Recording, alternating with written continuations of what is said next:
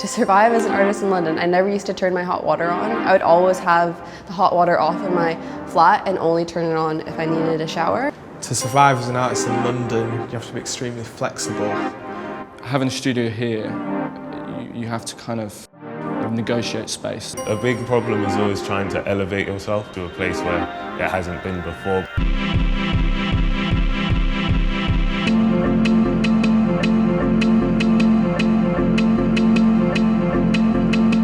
The challenging thing is balancing a day job with your studio and your life or a relationship.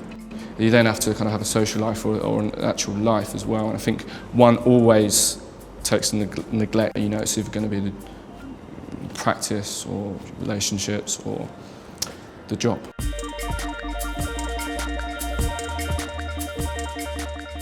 So London's always been the idea, the direction that I was going to come in. That's the reason I moved here, is for my artwork. I feel like I had to come here to make this work, and it's really important, but then to be able to find a space to make the work is actually really difficult, so something doesn't really add up.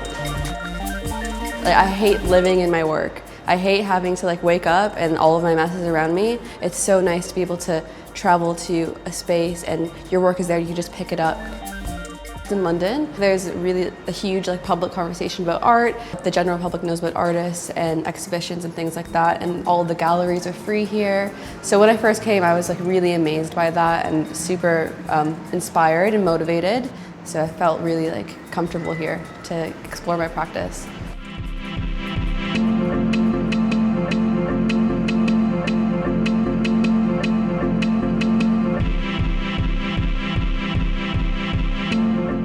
I've never done a residency before, so it brings a challenge of, it's part performative as well, in that you've got people visiting you, your work is on display while you're actually working through it.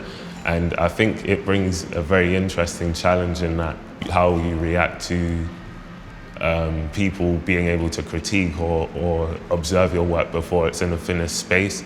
How much do you trust yourself? And how much do you trust your ideas? You know, there's that aspect as well. There's kind of a level of you're exposing yourself and exposing the practice a little bit. I don't think there's a kind of clear path. I think people just kind of adapt and take whatever they feels right. The idea was to kind of go in there and make some larger works than I would normally do. But I haven't thought too much about the exact content of the work. I think that just has to come when you're in it. I am super obsessed with shoes. I just love, even behind a shoe, there's tons of history and culture. So I feel like it's a really nice marriage. So I'm just gonna play around. I think it's just gonna be huge playing, I'm just gonna play, yeah. Potential to create beautiful work that would only be possible in that particular place. I've had some really good ideas recently of what I'm going to do, so I'm pretty clear and excited to make this work actually. It's going to be really bold.